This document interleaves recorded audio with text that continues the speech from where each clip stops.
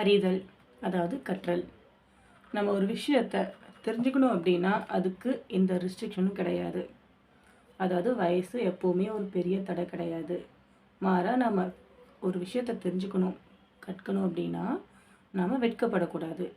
ஏன்னா வெட்கப்பட்டவங்க அடுத்த லெவலுக்கு எப்பவும் போனது கிடையாது. நம்மக்கிட்ட அந்த கற்றலுக்கு மிகப்பெரிய எதிரி யாருன்னு பார்த்தா இருமாப்பும் வெட்கமும் மட்டும்தான். வணக்கம். தினம் ஒரு திருக்குறள் கதைகள். இந்திரனோட சிம்மாசனத்தில் பட்டு கம்பளம் அப்படின்ட்டு ஒரு பாண்டு கம்பளம் இருந்தது.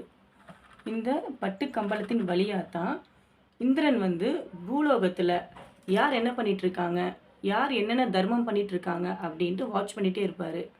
அந்த மாதிரி பார்த்து அவங்களுக்கு வேண்டிய வரங்களை எல்லாம் அள்ளி கொடுத்துட்டு இருந்தார்.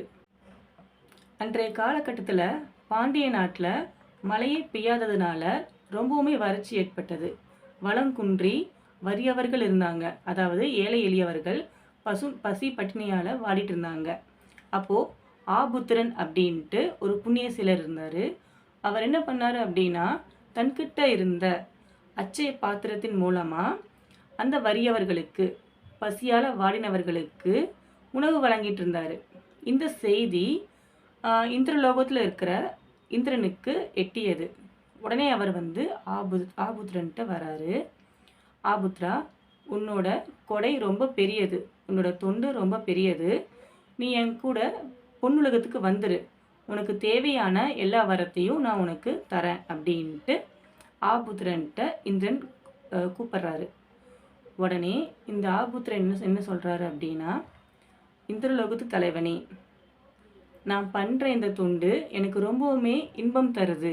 அதாவது இந்த தொண்டு எப்படின்னா மக்களுக்கு பசியை ஆட்டுகின்ற ஒரு தொண்டு. இதில் நான் ரொம்பவுமே மகிழ்ச்சி அடைகிறேன், ரொம்பவுமே பேரின்பம் அடைகிறேன். அதனால் இந்த பூ உலகமே எனக்கு ரொம்பவுமே இன்பமாக இருக்குது, நான் இங்கேயே இருந்துக்கிறேன் அப்படின்ட்டு சொல்கிறாரு. இதை கேட்ட இந்திரனுக்கு ரொம்பவுமே கோபம் வந்துருச்சு.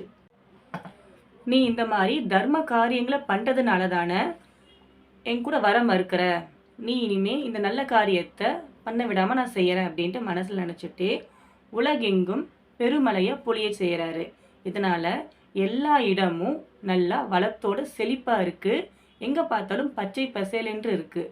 அதோடு மட்டும் இல்லாமல் வறியவர்களும் இல்லாமல் போகிறாங்க. ஆபுத்திரனோட இந்த செய்கையால் வான்மலை பொழிந்து வறியவர்களும் இல்லாமல் போனாங்க.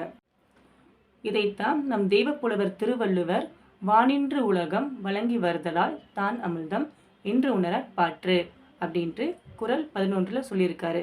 அதாவது விண்ணிலிருந்து வரும் மழை